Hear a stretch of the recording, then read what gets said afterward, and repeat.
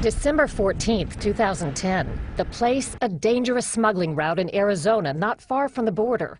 A special tactical border squad was on patrol when gunfire broke out, and Agent Brian Terry, shown here in a training exercise, was killed. Kent is Brian's brother. He was my only brother. That was the only brother I had, and I'm lost. The assault rifles found at the murder, similar to these, were traced back to a U.S. gun shop.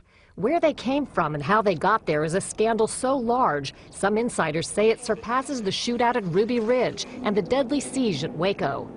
To understand why, it helps to know something about Project Gunrunner, run by ATF, the Bureau of Alcohol, Tobacco, and Firearms.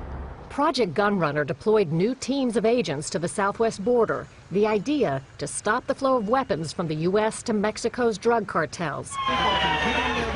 But in practice, sources tell CBS News, ATF's actions had the opposite result. They allegedly facilitated the delivery of thousands of guns into criminal hands. We wanted to ask ATF officials about the case, but they wouldn't agree to an interview. We were able to speak to 6 veteran ATF agents and executives involved. They don't want to be quoted by name for fear of retaliation. These are their allegations. In late 2009, ATF was alerted to suspicious buys at 7 gun shops in the Phoenix area. Suspicious because the buyers paid cash, sometimes brought in paper bags. And they purchased classic weapons of choice used by Mexican drug traffickers, semi-automatic versions of military-type rifles and pistols. Sources tell CBS News several gun shops wanted to stop the questionable sales, but ATF encouraged them to continue. Jaime Avila was one of the suspicious buyers. ATF put him in its suspect database in January 2010. For the next year, ATF watched as Avila and other suspects bought huge quantities of weapons, supposedly for personal use.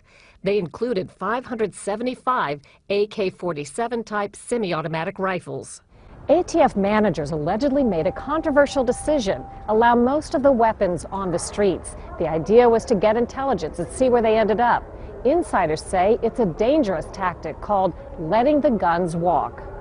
One agent called the strategy insane. Another said, "We were fully aware the guns would probably be moved across the border to drug cartels where they could be used to kill." On the phone, one Project Gunrunner source who didn't want to be identified told us just how many guns flooded the black market under ATF's watchful eye. The numbers are over 2,500 on that case, by the way. That's how many guns were sold, including some 50 calibers that they let walk. 50 caliber weapons are fearsome.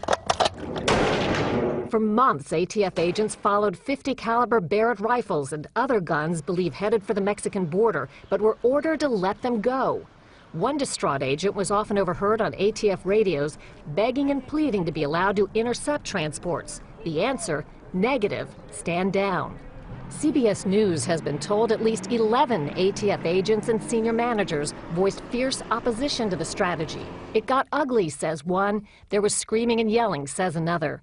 A third warned, "This is crazy. Somebody is going to get killed." Sure enough, the weapons soon began surfacing at crime scenes in Mexico. Dozens of them, sources say, including shootouts with government officials. One agent argued with a superior asking, "Are you prepared to go to the funeral of a federal officer killed with one of these guns?" Another says, "Every time there was a shooting near the border, we would all hold our breath, hoping it wasn't one of our guns." Then Border Patrol agent Brian Terry was murdered. These are the serial numbers on the 2 assault rifles found at the scene. They match 2 rifles ATF watched Jaime Avila buy in Phoenix nearly a year before. Officials won't answer whether the bullet that killed Terry came from one of those rifles, but the nightmare had come true. Walked guns turned up at a federal agent's murder. You feel like shit. You feel for the parents, one ATF veteran told us. Hours after Terry was gunned down, ATF finally arrested Avila. They've since indicted 34 suspected gun runners in the same group, but the indictment makes no mention of Terry's murder, and no one is charged in his death. He'd want him to tell the truth, and that's one thing my brother didn't like, was a liar. And that's what he didn't want. He didn't want the truth. In a letter, the Justice Department says the ATF has never knowingly allowed the sale of assault weapons to suspected gun runners. Cheryl Atkinson, CBS News, Washington.